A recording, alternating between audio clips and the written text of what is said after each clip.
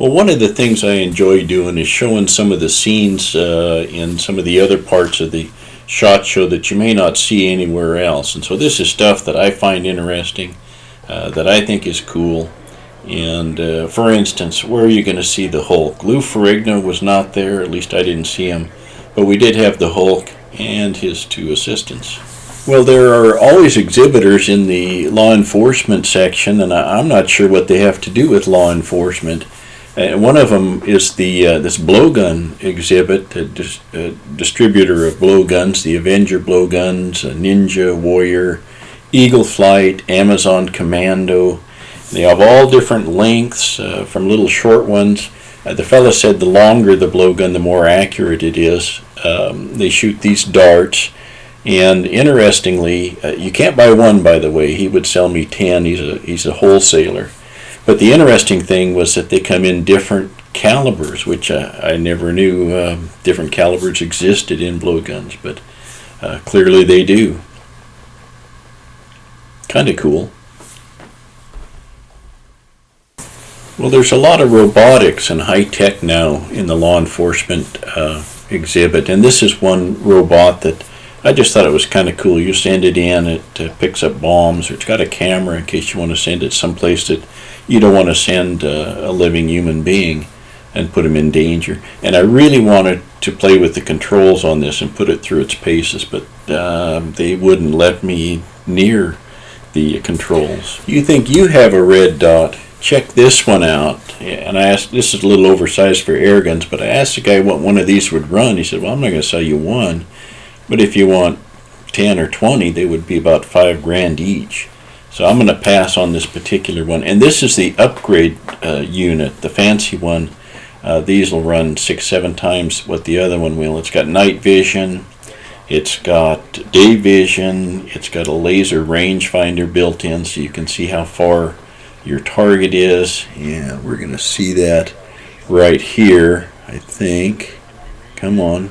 Yeah, so we're going to laser the those people, I guess, and see how far away they are, and then there's our red dot for aiming. So pretty cool stuff coming out, but a little bit high end for us air gunners, I think. Well, another thing that surprised me in the law enforcement section was you walk along and finding a big display of airsoft air guns, and they had a whole wall full of them. And what they told me was that law enforcement uses these for force-on-force training, whatever that is. So, and apparently they sell a lot of them. Well, what you do expect to find in the law enforcement section is protective gear, like the vests, the bulletproof vest. Here's a helmet that has a whole bunch of vision and hearing accessories that go with it. And this one I thought was interesting because it's got a little red light on top, and I asked the guy, does this go beep, beep, beep when you walk backwards? And he didn't think that was funny. And these guys I took just because they look like they're styling, like mannequins in a department store. Now here's something that I thought was actually quite practical. It protects you and your progeny. These are blast boxers, and they didn't let me try them on, but they're intended to protect your junk. Look at that explosion there. You could, the rest of you may be blown up, but the important parts will be protected. These have a Kevlar kind of material in them that offers that protection. Now, there's a lot of different finishes you can get on your guns now, and I'm from Northern California. This just looked like something you might see in the Pride Parade in San Francisco, but to each their own. Then we headed up to the pop-up preview, a one-day show up on the 5th floor. New exhibitors, people who are trying to get on the main exhibit floor, that type of thing. And there were a couple of things that we thought were kind of cool up here, and so let's take a look at what we found. First up, Bug Assault, Camoufly, bug-killing device. This is a little one-pumper, shoots salt and kills bugs. And if you don't like fly swatters, or if you're like this poor guy and you're inundated with flies, and you can use it to eliminate them. And it comes with an optional laser, so You can really zero in on your quarry, and it also has a safety. The trigger pull on this is a little hard, but I think for what you're doing, it works. So, it'll work fine. I got one. I have it at home. I'm gonna use it and see how it goes. We're with Elena at Endosnake. So, can you kind of tell us what you've got here? So we claim that this is the world's smallest borescope. It's 3.9 millimeters, and basically designed for 3.9 millimeters is 0.154, I believe, inches. So it's smaller than a 177. Yeah. So this particular borescope was designed for AR-15, so it's small enough to go down the barrel of AR-15. So you connect it to any electronic device. It has 3 different connectors: USB, USB-C, and micro USB. You download an app, and then you're able to see what's happening inside the barrel. So if you can hold this for me, I can actually. Whoops. I'm gonna go back.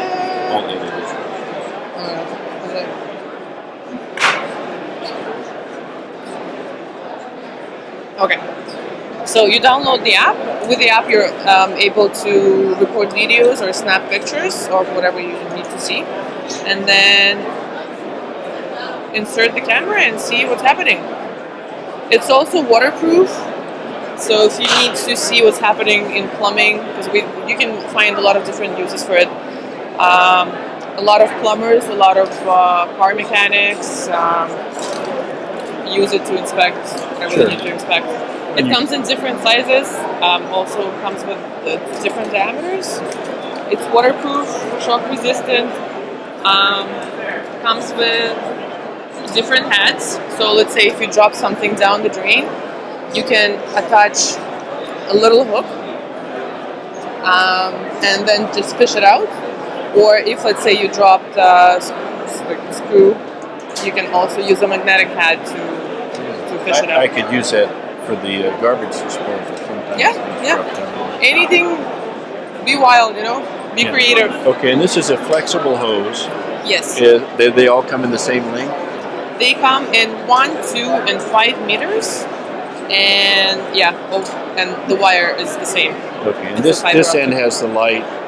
The other end has a USB? USB, yeah. So the 3 adapters, as I mentioned before, USB, USB-C, and a micro USB. You can also have an option to wirelessly connect it to any device, so it's just through Bluetooth. Also, you can dim the light, so sometimes if you're working with a very shiny object, it's going to reflect off the sides of the object, so you can dim down the lights to increase visibility. Okay. So depending on how. Is there a battery in here somewhere to power this? No, this is actually you just connect it directly to the device, and then and then it just takes power off your device. Okay. So it comes in a little neat case like this. And it retails for it starts at $49.99. So for the smallest one, $49.99, and then if you want to get the longest one, it's $64.99. Okay. Did they vary in price by size too? By size, like the bigger you go, the cheaper it is. Oh, really? Yeah, the smallest one is the most expensive one that we have. Probably harder to make or something. Exactly. Yeah, it's a completely different chip that they have to include here, so it's more expensive. Okay. Yeah. Well, this lady makes the soldier socks, or has them manufactured, sole meaning sole of your foot, and I'm appreciating good socks now the older I get. But what they do is if you buy a pair, they donate a pair to someone in the armed forces, and they're nice socks. I picked up a pair and I wore them, and they're really pretty nice. So if you want to support the troops, not a bad way to go. All right, next up is goat guns, greatest of all time, and these are actually miniatures. They're miniature replicas of popular firearms, magazines, and they're actually functional. Let's take a look at one of them. We're working on an M1. We've got a couple other things going through. So some of the greatest selling guns is really what the Walker build is all about. Okay, and they're functional. That's functional. Yeah,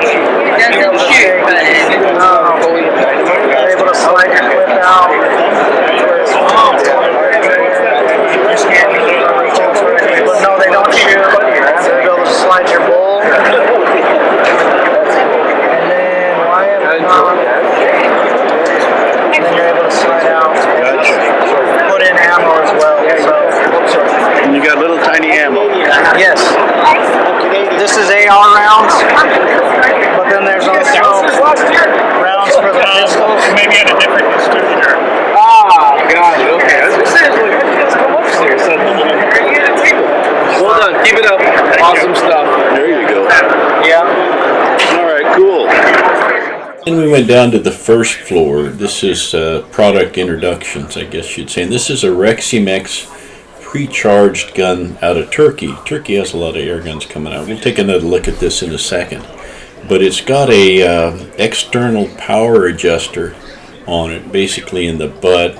You can't see it here, but it's got a little dial back in the butt stock that you can increase or decrease your power. It's got a regulator in it. There they are. Okay, so let's take a look here, see if we can see that. You know, Picatinny rail, high-tech look, a bottle gun, and a magazine that I believe holds 10 shots. And I wasn't able to talk to the guy about it because they were busy selling shotguns, which they also manufacture. Come on, you can get it. There it is. Okay, now we're in the picture. And at the buttstock, if you notice, there's a little wheelie looking thing there in the very back, a little opening. That's where the power adjustment is. But I thought the interesting one was this bullpup, which has a lever in the front. And I don't know if anybody's going to be importing these into the United States, but it's interesting that they have a underlever bullpup pre-charged gun at the same time that Beeman is coming out with one. And I don't know who thought of it first, or independent and just happened to have the same idea. But a lot of interesting air guns coming out of Turkey these days, I think, based on the success of Hatsan and that line of air guns. And this took me a minute to figure out what it was, but it's called the Moto-Shot, and it's a movable target, remotely controlled. It runs around. Actually, Umarex had one of these or something similar to it out at the range on Monday, and they mounted a little cutout of a hog. I wanted them to put it out there in the range so we could shoot it with those new arrow shooters, you know, the Air Saber or the Javelin, but they wouldn't let us do that. But anyway, these are, I think, are intended for law enforcement generally to practice shooting at moving targets. So that's what. Now this one took me a minute to figure out because they look like they have fencing stuff on it, and they have, but it has bows. And so what it is it's like paintball for arrow shooters or archers, and they put this stuff on and they shoot each other with the bows, and it has this tip on it. I guess if you hit somebody, it maybe it marks them or something like that. So, you know, why limit paintball to just air guns? There's other types of sports that I guess want to do the same thing. So there you have it, called Extreme Archery.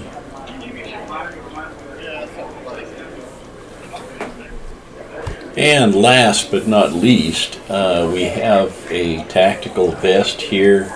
I don't know if it's bulletproof or not, but it's got all the fancy places to put your stuff in it, your communications gear, ammo, that type of thing. And the thing that attracted me, of course, is that it's a contest. Win me. So I put my card in, and I'll let you know if, in fact, I'm the winner. So that's it. That wraps up our tidbits and pieces at SHOT Show 2020. Oh.